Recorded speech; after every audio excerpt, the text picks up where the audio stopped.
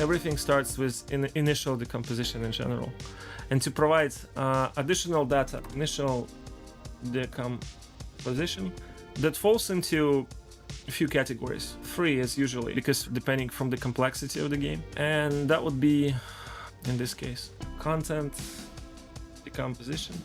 I'll start with these 2 because that would be easier to explain. And functional decomposition, and then actually pipeline decomposition, the production decomposition per se, which is the one of the most exciting parts of this extremely boring talk about how do you structure production properly. We're basically having the factory conversation right now. Again, a lot of people just despise this talk. They're not interested. They consider it to be dull and boring. But we love that shit. And because we love that shit, we're gonna make great games, aren't we? Pipeline optimization. And I will start with the content decomposition. So I'll just make a very simple example, and I produced some of the materials in the AI DaVinci, you know, like just to start exemplifying stuff. So let's say you have like this on the streets to the alley section, which has like this map as well, and you have a person who works with you who's an artist. You give those materials and those descriptors to the person, and basically saying that, look, can you just take this walkthrough part and write the storyboard for this section of the game? He says yes. He starts drawing something like that, right? You know, he goes like, all right, you know, like what we have, it's a game in a dark noir detective style, mixed with supernatural, happening in as Texas, happening into a bunch of dark alleys into the underworld of criminals and demons and whoever fighting for human souls, yada yada, you know, all that stuff, right? And art stylistic of the project is identified as something which is looking at some of the specific references, and he builds the storyboard, which is basically full of pictures like that. Again, AI is more fancy than you would see it in the production. It shouldn't be that, but an important part of this exercise is that it goes from the text and action happening in those sets to level design, approximate approach, first approach and first initial approximation. And then we're doing this content appraisal and estimation. And for that, we need to have the storyboard, because we need to decompose it to specific objects that we will set into our inventory list. But these 2 pictures, what I mean, it's very simple. It's like you look at this and you're like, all right, this picture looks fine. To build it, we need like house type 1, house type 2, house type 3. That's type 2. Probably we can make this house with 4 different facades to same on the performance. We discuss it internally later. I mean, like, but at this point, it's effectively you just enumerate the objects. You say that a bunch of different suitcases and the staircases, probably some graffitis, some of the signs. That's probably a material on the road, the pavement. So all of the nouns, all of the objects that comprise the scene, you need to decompose it to specific props, and you need to split it into the different groups of the complexity. The same goes here. You're like, pavement and the street lamp, and probably with a couple of types of the street lamp. It makes sense to think from the point of view of shots as well.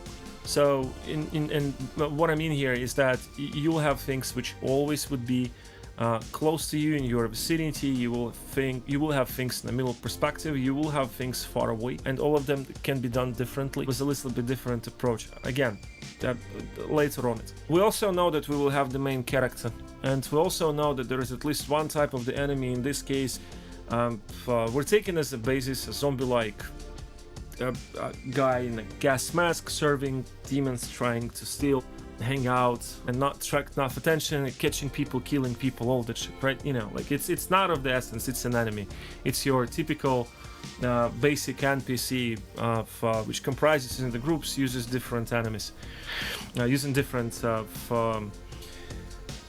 type of guns, and you can meet them around all of the game. So those are the examples of the content. So it's a props content based on description, the level design, some of the character examples and the character content, and those are the content positions. We'll get to this very soon. And that goes like over here, that the content decomposition, and just again for making this example particular, I would say that we have decompose this to few types of assets that will become a part of our inventory. So with this asset decomposition part, again, per position, not how they're produced, because like this is what we're gonna be doing next. And we're like saying that there are chars, we know chars, we know that there are landmarks, some unique objects geographically, there are props, and let's say there are decals, whatever, right? You know, etc. You can split it in the way that you want, but what I would presume, and it's important, that you always preserve the idea of the complexity of production of specific assets, because it's important. It's important for all next steps we're going to be doing. Now we do the functional decomposition based on the text as well. I presume that here you would look at the text and designer will sit down together with an engineer and they would do initial breakdown of what actually will be in the game based on what's described in this document, which again, it's a document that effectively is 10% of your 100%, but it needs to be in as much high quality as possible.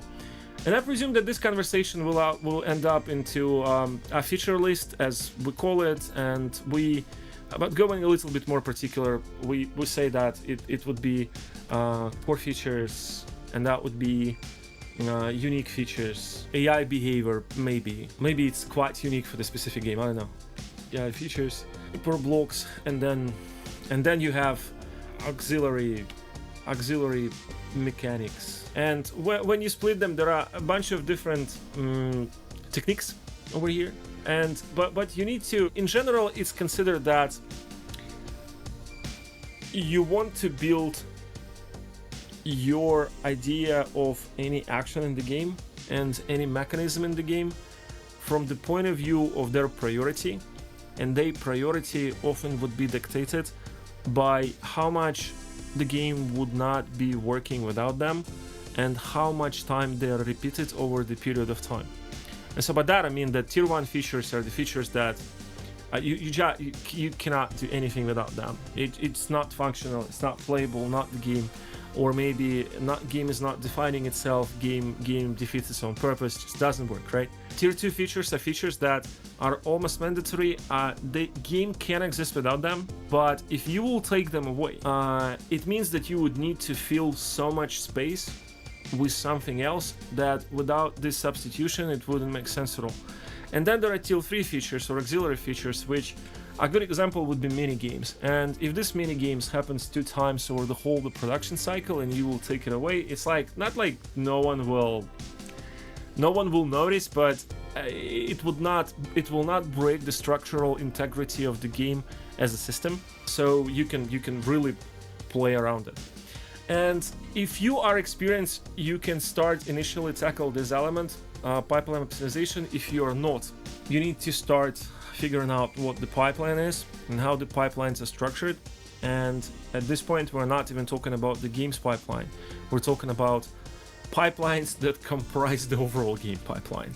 In many senses, your pipeline is defined initially by, as we discussed before the first talk, your point where you start the whole of the development, resources that you have, your initial goal orientation of what kind of product you would like to get at the end of your pipeline, and your desire to build something that would optimally use your resources for maximum quality of the output at the end of the pipeline. That's ideologically. If we're talking about functionally, then your pipeline consists of tools that you're using, resources that you're using, specialists that you're using, intermediate stages that define the quality, and if product is appropriate enough at this intermediate stages for the whole of the service of your pipeline, and any additions or specific tweaks you would want to introduce to minimize some of the obvious risks if something doesn't work. Last one is optional, but to put it into the real example again, you're obviously building the game. We understand what kind of the game you're building. You basically, what you do is the vertical slice. You define the mini version of your game. It's a little bit more specific than that, but it should be definitive. Yes, it needs to be showing that it's expandable, it has scale, but the simple way to think about it, it's indeed, it's a mini version of your game as per se. But to start thinking about like how do you specifically, what steps you are doing with resources, what you have, for what specific stages that will come up the end result of as a great game you're building, you need to understand your resources, your tools, and for what exactly you do at what specific part of the time that you are doing that. And I'm a little bit sorry to go that much on detail and put so much attention into this factor, but again, I strongly believe that a lot of people just don't really understand what the pipeline is, or they're taking this idea of the pipeline a little bit too mechanical, in a little bit too mechanical fashion, and this is why they do mistakes that otherwise can be avoided. It's a general inefficiency, and I don't like inefficiencies at all. I mean, like, inefficiencies really irritate me a lot. So 4 elements we would define here, and that's probably pipeline pre-optimization at this point. First of them would be tools. What are you using for development? As we defined, it's an Unreal Engine. Now I'm gonna show you the page. It's a magical one. And this page used to be one of my very large pains when I used to work in Epic, for one simple reason, because so many people would just refuse to acknowledge themselves to this information. Now it's an essential knowledge. I would say that sometimes it even makes sense to go into this data retrospectively, and you want to go and look at some of the older pages to see how things been progressing and changing. But if you want to understand how engine been working and what engine will demand from you from the point of view of the sequence of actions in various departments, it's here. It's, for example, Unreal build pipeline, how to cook the build, how to build it, how to deploy it, right? I mean, like, what engine does, what's the name convention on the engine, what do you need to know, and how does this work specifically? Like, read about how your tools work.